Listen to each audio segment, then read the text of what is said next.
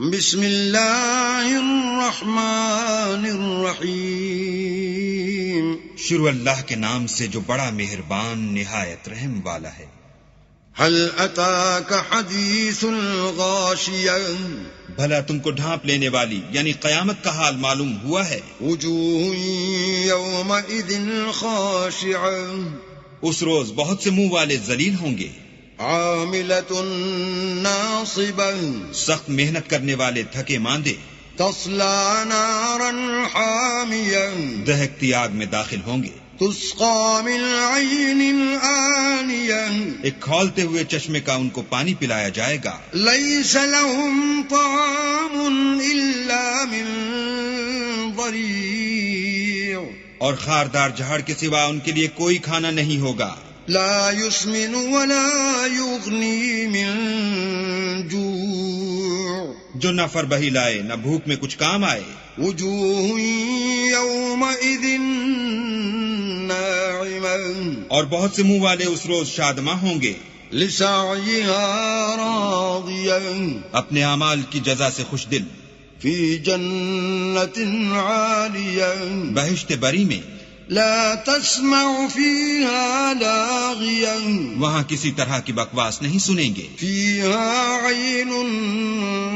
جاریہ، اس میں چشمے بہ رہے ہوں گے، فیہا سرر مرفوعہ، وہاں تخت ہوں گے اونچے بچھے ہوئے، وأکواب موضوعہ،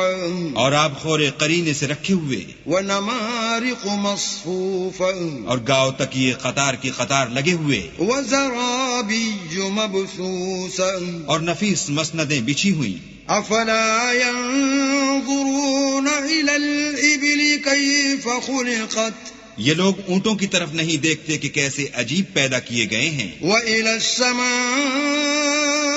كيف رفعت، اور آسمان کی طرف کہ کیسا بلند کیا گیا ہے، وإلى الجبال كيف نصبت، اور پہاڑوں کی طرف کہ کس طرح کھڑے کیے گئے ہیں، وإلى الأرض كيف سطحت، اور زمین کی طرف کہ کس طرح بچھائی گئی، فذكر إنما أنت مذكر، تو تم نصیحت کرتے رہو کہ تم نصیحت کرنے والے ہی ہو، لست عليهم بمسيطر، تم ان پر داروغہ نہیں ہو، إلا من تولى وكفر، ہاں جس نے منہ پھیرا اور نہ مانا، فيعذبه الله العذاب الأكبر، تو اللہ اس کو بڑا عذاب دے گا، إن إلينا إيابهم، بے شک ان کو ہمارے پاس لوٹ کر آنا ہے، ثم إن علينا